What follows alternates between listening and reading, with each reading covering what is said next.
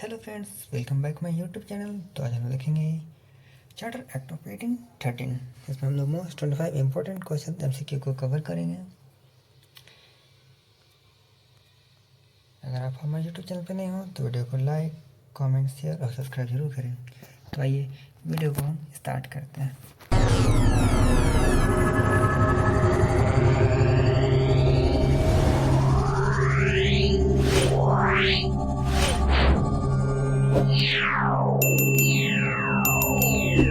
1813 के चार्टर अधिनियम का मुख्य उद्देश्य क्या था? Option A, British east India company के व्यापारिक एकाधिकार को समाप्त करना। ऑप्शन बी, भारत में ब्रिटिश सेना को मजबूत करना। ऑप्शन सी, भारतीय शिक्षा में सुधार करना। या ऑप्शन डी, भारतीय किसानों की स्थिति में सुधार करना। तो इसका आंसर होगा option A, British east India company के व्यापारिक एकाधिकार को समाप्त करना।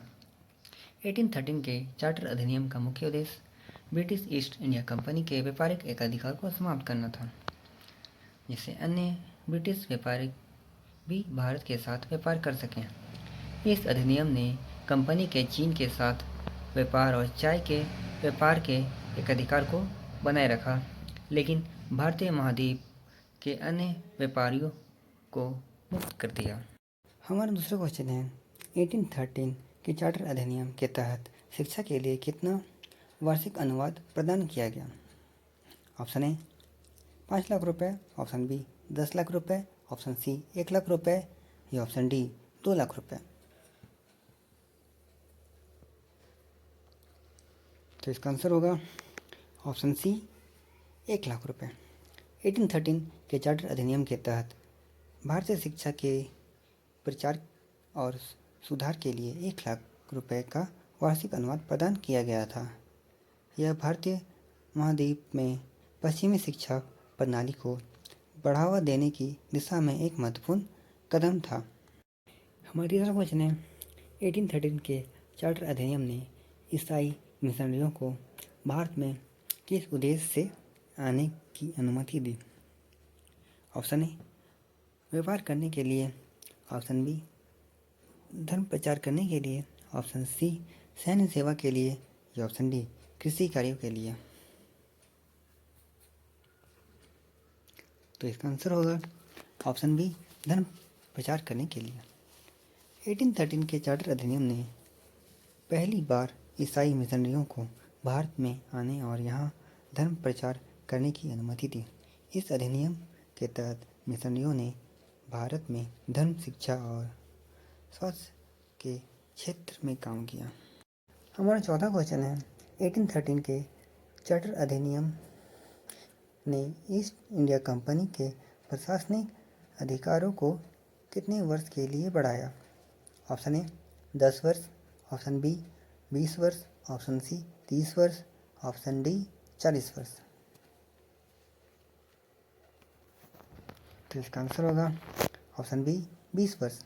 1813 के चार्टर अधिनियम ने ब्रिटिश ईस्ट इंडिया कंपनी के प्रशासनिक अधिकारों को अगले 20 वर्ष के लिए बढ़ावा दिया। इस अवधि के दौरान कंपनी ने भारतीय उपमहाद्वीप में शासन जारी रखा और ब्रिटिश सरकार की नीतियों को लागू किया। हमारा पांचवा क्वेश्चन है, 1813 के चार्टर अधिनियम के अनुसार कौन सा व्यापार कंपनी का एकाधिकार में रहा? ऑप्शन ए, सूती कपड़ा। ऑप्शन बी, चाय और चीन के साथ व्यापार। ऑप्शन सी, मसाले। ऑप्शन डी, हीरे और रत्न।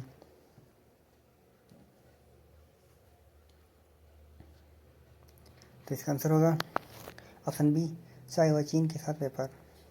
1813 के चार्टर अधिनियम ने ब्रिटिश ईस्ट इंडिया कंपनी के चाय और चीन के साथ व्यापार एकाधिकार को बनाए रखा, जबकि अन्य सभी व्यापारों को स्वतंत्र कर दिया गया। इसका उद्देश्य कंपनी की वित्तीय स्थिति को स्थिर रखना था। हमारा छठा क्वेश्चन है, 1813 के चार्टर अधिनियम के तहत ब्रिटिश संसद को किस क्षेत्र में कंपनी के कार्यों पर अधिक नियंत्रण मिला? ऑप्शन ए, वित्तीय नीति। ऑप्शन बी, सैन्य नीति। ऑप्शन सी, धार्मिक नीति। ऑप्शन डी, प्रशासनिक नीति।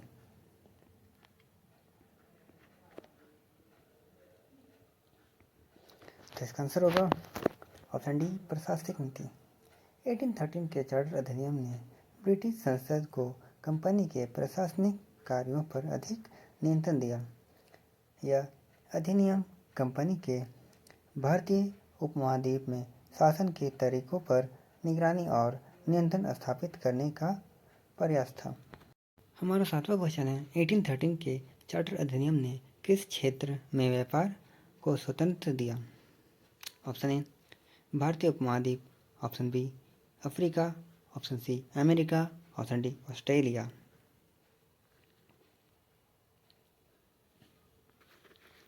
तो इसका आंसर होगा ऑप्शन ए भारतीय उपमहाद्वीप।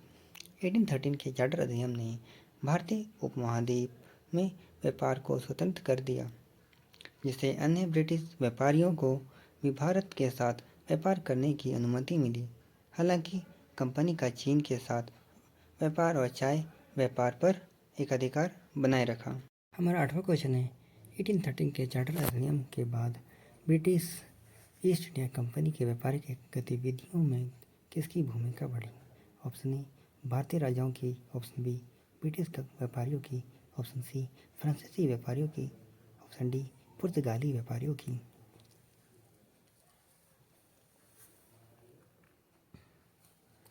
तो इसका आंसर होगा ऑप्शन बी ब्रिटिश व्यापारियों की। 1813 के चार्टर अधिनियम के बाद ब्रिटिश व्यापारियों की भूमिका बढ़ गई, क्योंकि अब वे भी भारतीय उपमहाद्वीप में स्वतंत्र रूप से व्यापार कर सकते थे। इससे व्यापारिक प्रतिस्पर्धा और आर्थिक गतिविधियों में वृद्धि हुई। हमारा 9वां क्वेश्चन है 1813 के चार्टर अधिनियम के तहत किस संस्था को धार्मिक और नैतिक निर्देश देने की अनुमति मिली? ऑप्शन ए भारतीय सरकार, ऑप्शन बी ब्रिटिश संसद, option C East India Company, option D ईसाई मिशनरी। तो इसका आंसर होगा ऑप्शन डी ईसाई मिशनरी। 1813 के चार्टर अधिनियम के तहत ईसाई मिशनरियों को भारत में धार्मिक और नैतिक निर्देश देने की अनुमति मिली। यह पहली बार था जब ईसाई मिशनरी को भारत में धार्मिक प्रचार करने की अधिकार दिया गया था। हमारा 10वां क्वेश्चन है 1813 के चार्टर अधिनियम के लागू होने के बाद कंपनी का कौन सा व्यापार एक अधिकार समाप्त हुआ? ऑप्शन ए मसाला का व्यापार, ऑप्शन बी रेशम का व्यापार, ऑप्शन सी चाय का व्यापार, ऑप्शन डी सामान्य व्यापार।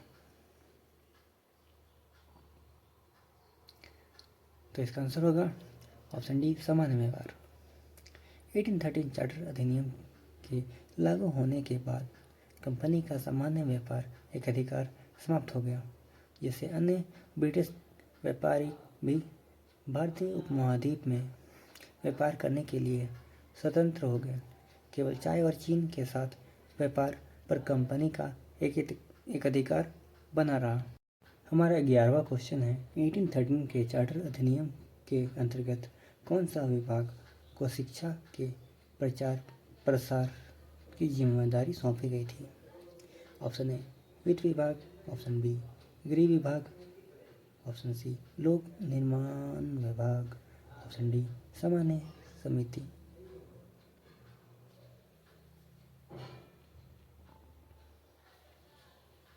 तो इसका आंसर होगा ऑप्शन डी सामान्य समिति।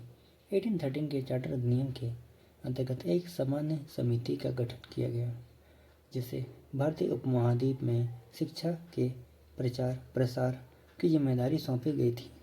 इस समिति का मुख्य उद्देश्य भारतीयों में शिक्षा का स्तर बढ़ाना था। हमारा 12वां क्वेश्चन है 1813 के चार्टर अधिनियम ने कंपनी के न्यायिक अधिकारों को किस तरह से प्रभावित किया? ऑप्शन ए बढ़ाया, ऑप्शन बी कम किया, ऑप्शन सी समाप्त कर दिया, ऑप्शन डी अपरिवर्तित रखा।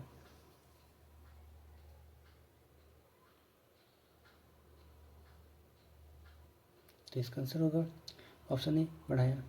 1813 के चार्टर अधिनियम ने कंपनी के न्यायिक अधिकारों को बढ़ाया और उन्हें भारतीय उपमहाद्वीप में न्यायिक प्रशासनिक में अधिक नियंत्रण दिया।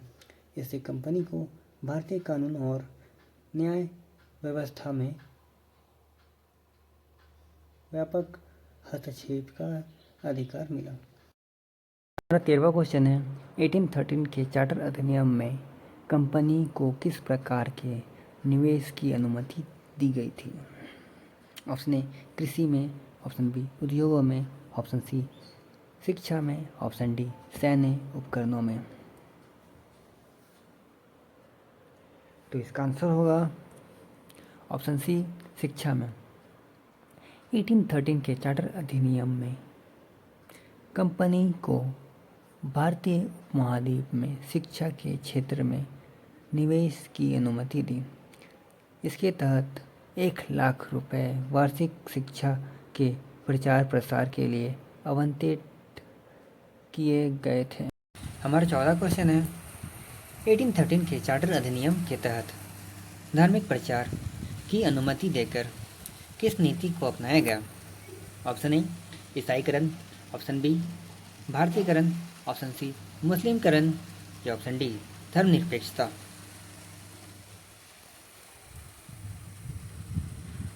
तो इसका आंसर होगा ऑप्शन ए ईसाईकरण। 1813 के चार्टर अधिनियम ने ईसाई मिशनरियों को भारत में धार्मिक प्रचार की अनुमति दी, जो मुख्यतः ईसाई धर्म के प्रचार पर केंद्रित था। इस नीति को ईसाईकरण के रूप में जाना गया। हमारा 15 क्वेश्चन है 1813 के चार्टर अधिनियम ने किस प्रकार के कर को संग्रह करने का अधिकार प्रदान किया? ऑप्शन ए भूमि कर, ऑप्शन बी व्यापार कर, ऑप्शन सी नमक कर या ऑप्शन डी शिक्षा कर।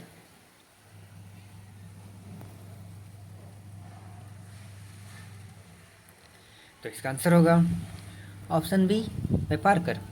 1813 के चार्टर अधिनियम ने कंपनी को भारतीय उपमहाद्वीप में व्यापार कर संग्रह करने का अधिकार प्रदान किया। इस कर से कंपनी की आर्थिक स्थिति में मजबूत करने और प्रशासनिक खर्चों को पूरा करने में मदद मिली। हमारा 16 क्वेश्चन है 1813 के चार्टर अधिनियम के तहत कंपनी के संचालन पर किसके नियंत्रण को बढ़ाया गया? ऑप्शन ए ब्रिटिश संसद, ऑप्शन बी भारतीय राजाओं, ऑप्शन सी फ्रांसीसी सरकार या ऑप्शन डी भारतीय व्यापारियों। तो इसका आंसर होगा ऑप्शन ए ब्रिटिश संसद। 1813 के चार्टर अधिनियम ने ब्रिटिश संसद के नियंत्रण को बढ़ाया, जिससे कंपनी के संचालन और प्रशासनिक कार्यों पर अधिक निगरानी और हस्तक्षेप सुनिश्चित किया गया। हमारा 17 क्वेश्चन है 1813 के चार्टर अधिनियम ने भारत में किस उद्योग के विकास को प्रोत्साहित किया? ऑप्शन ए सूती वस्त्र, ऑप्शन बी लोहा और इस्पात, ऑप्शन सी चाय या ऑप्शन डी रेशम। तो इसका आंसर होगा ऑप्शन ए सूती वस्त्र। 1813 के चार्टर अधिनियम ने सूती वस्त्र उद्योग के विकास को प्रोत्साहित किया। इससे भारतीय व्यापारियों और बुनकरों को अपनी उत्पादन क्षमता बढ़ाने और ब्रिटिश राजाओं तक अपनी पहुंच बनाने में मदद मिली। हमारा 18वां क्वेश्चन है 1813 के चार्टर अधिनियम के तहत भारत में न्याय प्रणाली में सुधार के लिए क्या कदम उठाए गए थे? ऑप्शन ए नए न्यायालयों की स्थापना, ऑप्शन बी भारतीय न्यायाधीशों की नियुक्ति, ऑप्शन सी कंपनी के अधिकारों की न्यायिक शक्तियों को सीमित करना या ऑप्शन डी ब्रिटिश न्यायाधीशों की नियुक्ति। तो इसका आंसर होगा ऑप्शन डी ब्रिटिश न्यायाधीशों की नियुक्ति। 1813 के चार्टर अधिनियम के तहत भारत में न्याय प्रणाली में सुधार के लिए ब्रिटिश न्यायाधीशों की नियुक्ति की गई। इसका उद्देश्य भारतीय न्याय प्रणालियों को अधिक संगठित और पारदर्शित बनाना था। हमारा 19वां क्वेश्चन है 1813 के चार्टर अधिनियम के प्रभाव के तहत कौन सा समूह भारत में पहली बार प्रवेश कर पाया? ऑप्शन ए फ्रांसीसी व्यापारी, ऑप्शन बी ईसाई मिशनरी, ऑप्शन सी पुर्तगाली सैनिक या ऑप्शन डी डच व्यापारी। तो इसका आंसर होगा ऑप्शन बी ईसाई मिशनरी।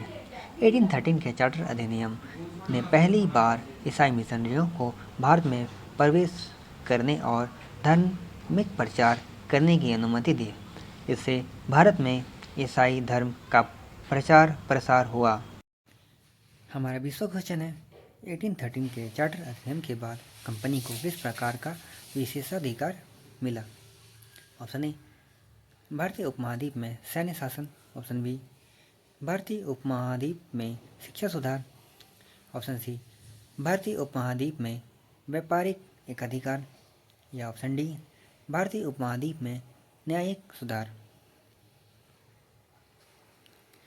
तो इसका आंसर होगा ऑप्शन बी भारतीय उपमहाद्वीप में शिक्षा सुधार। 1813 के चार्टर अधिनियम के बाद कंपनी को भारतीय उपमहाद्वीप में शिक्षा सुधार के लिए विशेषाधिकार मिला। इसके तहत शिक्षा के प्रचार प्रसार के लिए वार्षिक अनुवाद की व्यवस्था की गई, जिससे भारतीय समाज में शिक्षा का स्तर ऊंचा उठाया जा सके। हमारा 21वां क्वेश्चन है, 1813 के चार्टर अधिनियम के तहत भारत में कंपनी का कौन सा विशेषाधिकार समाप्त हो गया?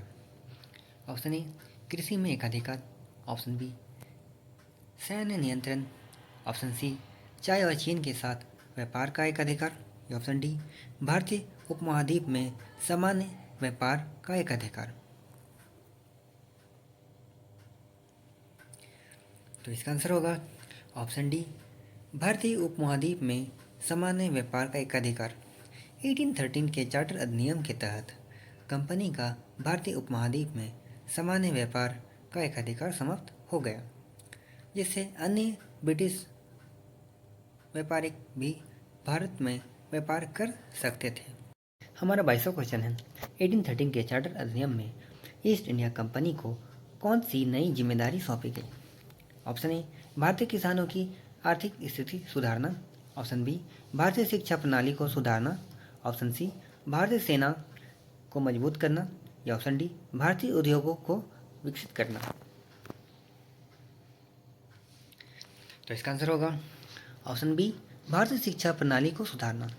1813 के चार्टर अधिनियम में ईस्ट इंडिया कंपनी को भारतीय शिक्षा प्रणाली को सुधारने की जिम्मेदारी सौंपी गई। इसके लिए वार्षिक अनुवाद भी व्यवस्था की गई।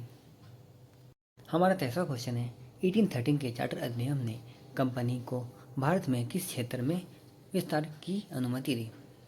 ऑप्शन ए कृषि, ऑप्शन बी व्यापार, ऑप्शन सी स्वास्थ्य या ऑप्शन डी शिक्षा। तो इसका आंसर होगा ऑप्शन डी शिक्षा। 1813 के चार्टर अधिनियम ने कंपनी को भारत में शिक्षा के क्षेत्र में विस्तार की अनुमति दी। इस अधिनियम के तहत शिक्षा के लिए 1 लाख रुपए का वार्षिक अनुदान प्रदान किया गया। हमारा 24वां क्वेश्चन है, 1813 के चार्टर अधिनियम के तहत किस प्रकार के कानूनों को लागू करने पर जोर दिया गया? ऑप्शन ए ब्रिटिश कानून, ऑप्शन बी मुगल कानून, ऑप्शन सी हिंदू कानून या ऑप्शन डी स्थानीय कानून। तो इसका आंसर होगा ऑप्शन ए ब्रिटिश कानून। 1813 के चार्टर अधिनियम के तहत ब्रिटिश कानून को भारत में लागू करने पर जोर दिया गया। यह ब्रिटिश प्रशासनिक और न्यायिक प्रणाली को भारतीय उपमहाद्वीप में मजबूत बनाने का प्रयास था। हमारा 25वां क्वेश्चन है, 1813 के चार्टर अधिनियम के लागू होने के बाद किस क्षेत्र में व्यापार को बढ़ावा मिला? ऑप्शन ए मसालों का व्यापार, ऑप्शन बी वस्त्र उद्योग, ऑप्शन सी चाय और चीन के साथ व्यापार या ऑप्शन डी समुद्र व्यापार। तो इसका आंसर होगा ऑप्शन बी वस्त्र उद्योग। 1813 के चार्टर अधिनियम के लागू होने के बाद भारतीय वस्त्र उद्योग को बढ़ावा मिला, क्योंकि अब अन्य ब्रिटिश व्यापारी भी भारतीय वस्त्रों का व्यापार कर सकते थे। इससे भारतीय वस्त्र उद्योग की स्थिति में सुधार हुआ और व्यापारिक गतिविधियों में वृद्धि हुई। हम इसी तरह पॉलिटी टॉपिक की सीरीज लेकर आएंगे जो पॉलिटी के हर टॉपिक को कवर करेगी। तो आप अपना सपोर्ट बनाए रखें और वीडियो के माध्यम से अपना ज्ञान को बढ़ाए रखें। धन्यवाद आप सभी का वीडियो को देखने के लिए। लाइक कीजिए, सब्सक्राइब कीजिए और दोस्तों के साथ शेयर कीजिए।